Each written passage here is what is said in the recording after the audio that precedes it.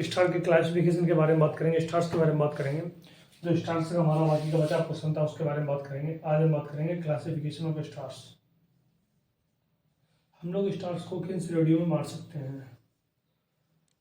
तो स्टार्स को on the basis of physical composition, on the basis of physical composition, physical factor, stars divided on the basis of star divided कौन सी temperature पर।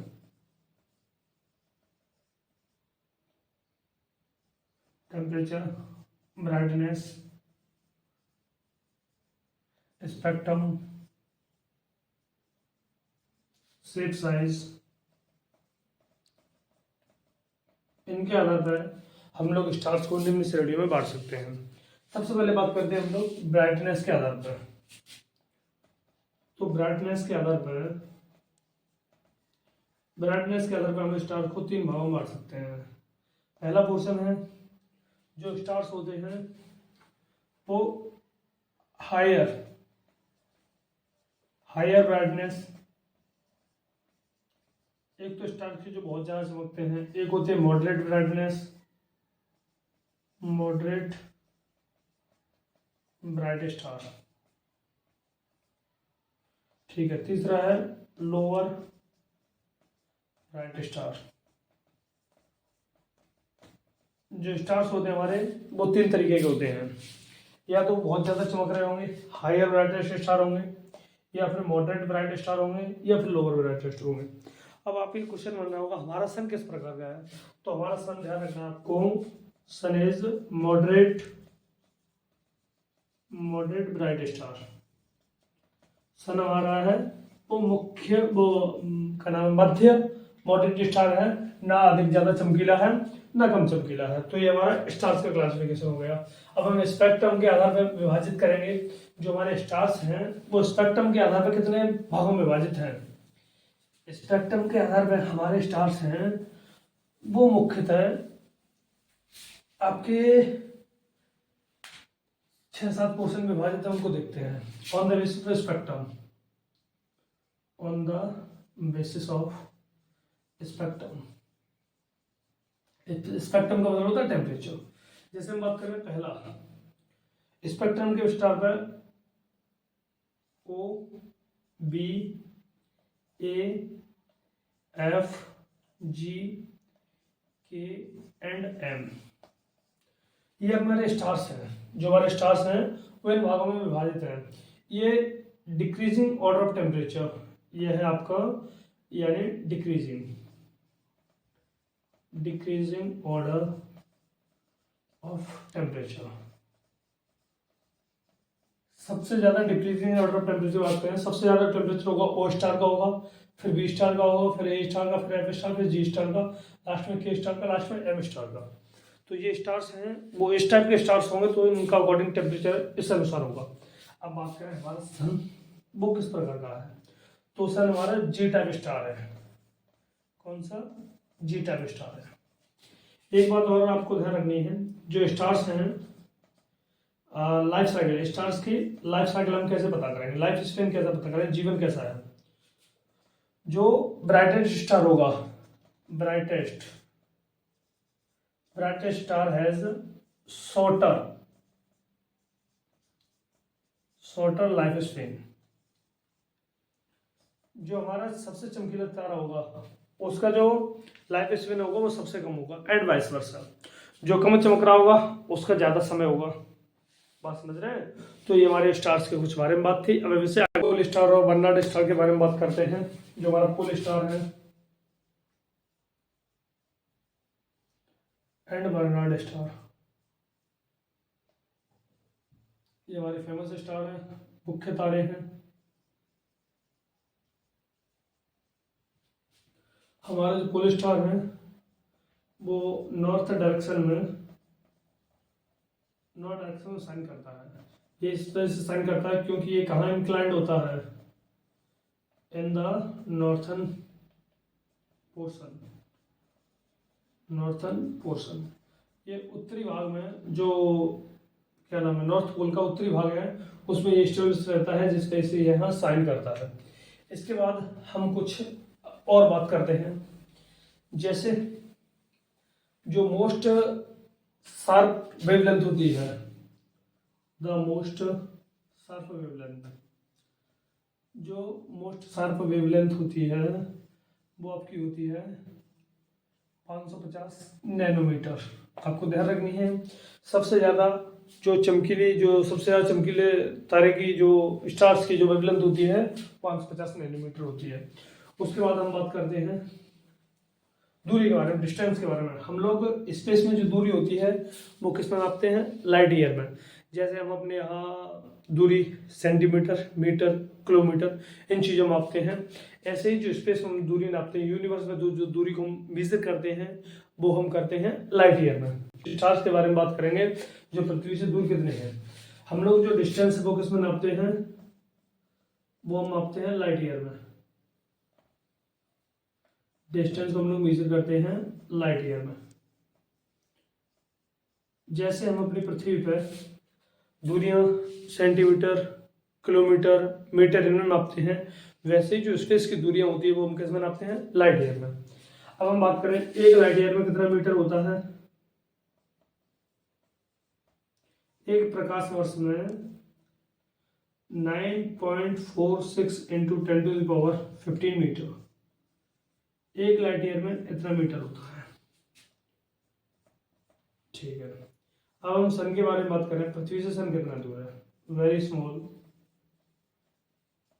Less than 1 light year, एक light year से भी कम दूर है। अब हम दूसरे नंबर पर बात करें। दूसरे नंबर की जो पृथ्वी से सबसे, जो सन के बाद दूसरा सबसे नजदीक का तारा है वो है प्रोक्सिमा सेंचुरी। कौन सा, प्रोक्सिमा सेंचुरी।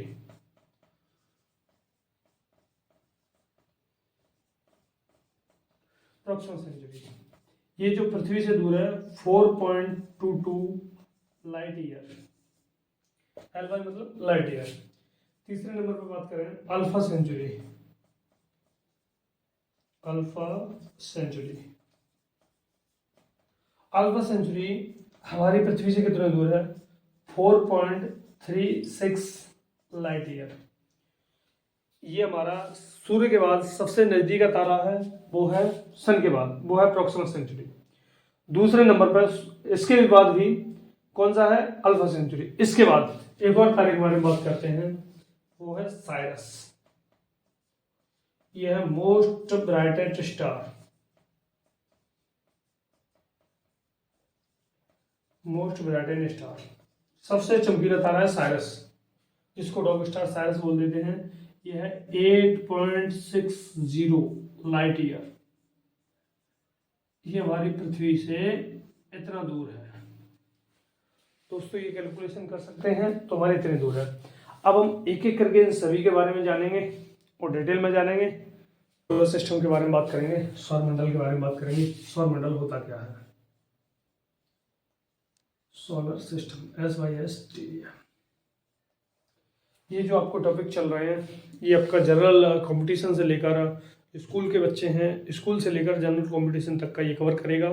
क्लास 6 से लेकर क्लास 12 तक के जो स्टूडेंट्स हैं उनके लिए कवर करेगा, और बाकी के जो तैयारी कर रहे हैं साथी उनके लिए भी करेगा।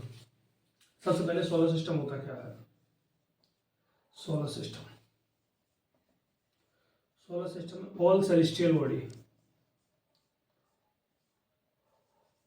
ऑल सेलेस्टियल बॉडी, जितने भी खगोल पिंड हैं वो सभी आ जाएंगे।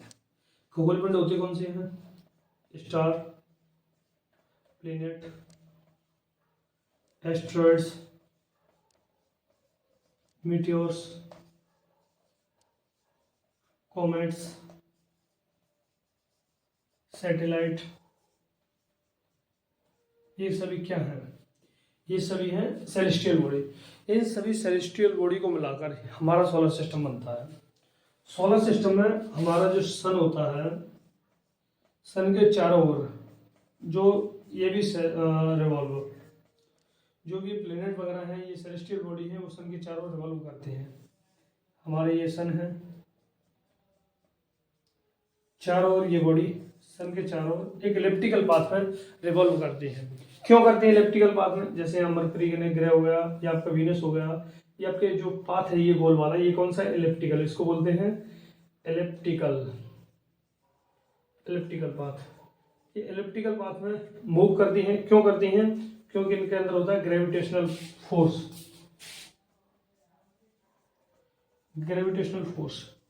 गुरुत्वाकर्षण बल के कारण सन और इन ग्रहों के बीच में लगता है। इन बीच में लगने के कारण ये जो प्लेनेट है वो हमारे सन के चारों ओर घूमने लग जाते हैं।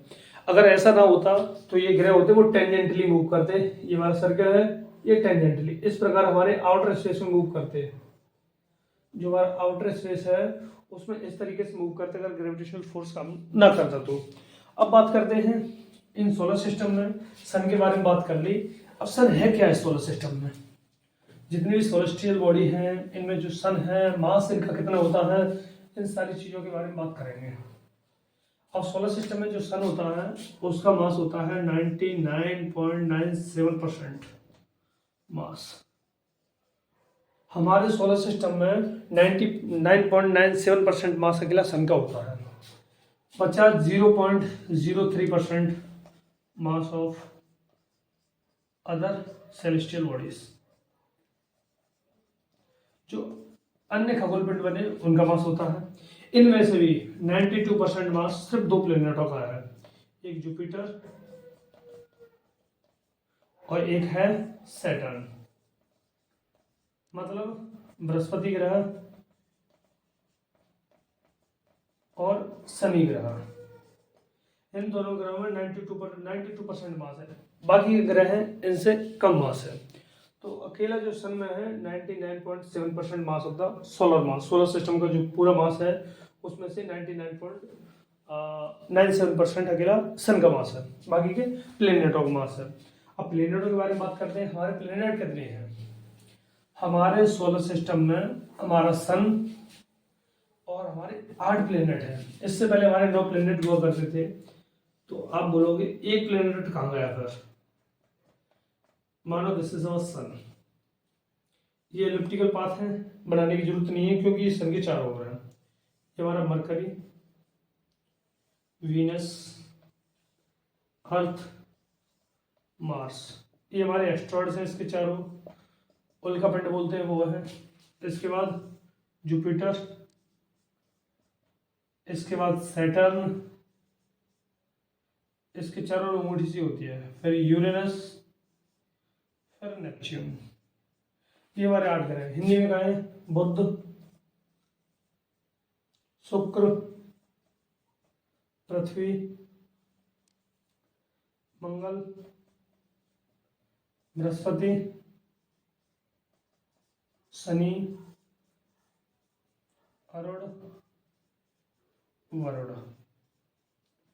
दोस्तों ये हमारे 8 ग्रह हैं। 8 ग्रह इस सीरीज में जो सन से दूरी के आधार पर, सबसे पहले मरकरी ग्रह, फिर हमारा वीनस, वीनस के बाद अर्थ, अर्थ के बाद मार्स, मार्स के बाद एस्ट्रॉइड्स आते हैं, फिर जुपिटर, जुपिटर के बाद सैटर्न, फिर यूरेनस, फिर नेपच्यून। ये जो ग्रह आते हैं, इन ग्रहों को जो ये एस्ट्रॉइड्स हैं इनसे इधर वाले ग्रह, ये वाले यहाँ तक, इनको बोलते हैं टेरेस्ट्रियल प्लेनेट। कौन से? Terrestrial planet. हिंदी में कहें तो पार्थिव ग्रह, पार्थिव ग्रह। पार्थिव ग्रह क्यों कहते हैं? क्योंकि ये पृथ्वी के सदृश होते हैं, पृथ्वी जैसे होते हैं। इनमें टेरेस्ट्रियल प्लेनेट में सबसे बड़ा ग्रह है हमारा अर्थ। सबसे बड़ा प्लेनेट है अर्थ टेरेस्ट्रियल प्लेनेट में। बाकी के आउटर प्लेनेट, इनको कहेंगे आउटर प्लेनेट। एक और आपको नाम पूछा जा सकता है एग्जाम में, जोवियन। इनको बोलते हैं जोवियन प्लेनेट। जोवियन क्यों बोलते हैं? क्योंकि ग्रीक लैंग्वेज में जोव, जोव का मतलब होता है जुपिटर। तो जो जुपिटर के समान होते हैं, जुपिटर के बाद वाले ग्रह होते हैं वो ये होते हैं। ये आपके ग्रह हैं वो रॉक से मिलकर बने होते हैं एंड मेटल से मिलकर बने होते हैं। ये जो ग्रह हैं आपके, ये प्लेनेट, ये आपके गैसों से मिलकर बने होते हैं, जिसमें हमारी हाइड्रोजन, हीलियम, अमोनिया, और मीथेन और कुछ ETC, ये गैस पाई जाती हैं, ये ग्रह होते हैं। डेंसिटी आपको पूछी जाए सबसे ज्यादा किन ग्रहों की होती है, जो टेरेस्ट्रियल प्लैनेट होते हैं इनकी डेंसिटी बहुत ज्यादा हाई होती है, डेंसिटी ज्यादा होती है, इनकी डेंसिटी लो होती है। डेंसिटी का मतलब है घनत्व, डेंसिटी लो होती है। आपको ध्यान रखना है, एक बात और ध्यान रखनी है, ये जो शुक्र ग्रह है और अरुण ग्रह, शुक्र ग्रह अरुण ग्रह, ये दोनों ग्रह आपके घूमते हैं क्लॉकवाइज, ये दोनों घूमते हैं आपके जो अरुण और शुक्र है और अरुण ग्रह है, ये दोनों बाकी के ग्रह घूमने के बाद उल्टी दिशा में घूमते हैं, जैसे ईस्ट टू वेस्ट घूमते हैं, ये वाले east to west, east to west कौन से घूमते हैं, अरुण और शुक्र, अरुण और शुक्र ग्रह ऐसे होते हैं जो ईस्ट टू वेस्ट घूमते हैं, बाकी के ग्रह बचे वो वेस्ट टू ईस्ट घूमते हैं। अब हम इनका हम कैसे पता कर सकते हैं, एक डायरेक्शन का नक्शा बना लो, NESW, जैसे मैंने बात की east to west, east to west ऐसे करके घूमते हैं, ईस्ट टू वेस्ट ऐसे वाली घड़ी घूमती है, तो ये घूमते हैं क्लॉकवाइज। पूछा जा सकता है कौन से घूमते हैं, क्लॉकवाइज। बाकी के ये ग्रह, बाकी के बचे ग्रह वो घूमते हैं एंटी क्लॉकवाइज। एंटी क्लॉकवाइज का मतलब है घड़ी घूमती है उसकी उल्टी दिशा में। आपको ध्यान रखना है, यहाँ से एक क्वेश्चन बन सकता है, ऐसे कौन से ग्रह हैं जो एंटी क्लॉकवाइज घूमते हैं, ऐसे कौन से ग्रह हैं जो क्लॉकवाइज घूमते हैं। सबसे बड़ा ग्रह कौन सा है, टेरेस्ट्रियल प्लेनेट में सबसे बड़ा ग्रह कौन सा है, आउटर प्लेनेट में या जोवियन प्लेनेट में सबसे बड़ा ग्रह कौन सा है, ये पूछा जा सकता है। या फिर ये पूछा जा सकता है सोलर सिस्टम में सबसे बड़ा ग्रह कौन सा है, पूछा जा सकता है तीसरे नंबर का सबसे बड़ा ग्रह कौन सा है, चौथे नंबर का सबसे बड़ा ग्रह कौन सा है, ये आपसे क्वेश्चन बन सकते हैं इसमें से। तो ये आपका कुछ प्लेनेट के बारे में हुआ, सोलर सिस्टम के बारे में हुआ। बाकी का बच्चा हम लोग एक एक करके मरकरी के बारे में, कितने दिन में सूर्य के चक्कर लगाता है अपनी धुरी पे। ये प्लेनेट होते हैं वो दो तरीके से मूव करते हैं, दो तरीके से इन द सेंस ये सन के चारों ओर भी घूमते हैं, अपनी धुरी पे भी घूमते हैं, ऐसे करके अपनी धुरी पे भी घूमते हैं और सन के चारों ओर भी घूमते हैं। हम इनके ग्रहों के बारे में एक एक करके पढ़ रहे होंगे, कौन सा ग्रह कितने दिन में सूर्य के चक्कर लगाता है, कितने दिन में अपनी धुरी पे घूम जाता है, दिन रात कैसे होते हैं, ये पृथ्वी के बारे में, इन ग्रहों के बारे में हम लोग जान रहे होंगे और भी जानेंगे। कौन से जो ग्रह हैं उन पर एटमॉस्फेयर है, कौन से पे नहीं है, कौन से ग्रहों का चंद्रमा मून है या नहीं है, ये सारी चीज़ों के बारे में जानेंगे। इससे पहले हम लोग सन के बारे में जानेंगे, सन किन किन चीज़ों से मिलकर बना होता है, सन का टेम्परेचर कितना होता है, इन चीज़ों के बारे में हम लोग कल पढ़ेंगे। आज के लिए धन्यवाद। जय हिंद, जय भारत।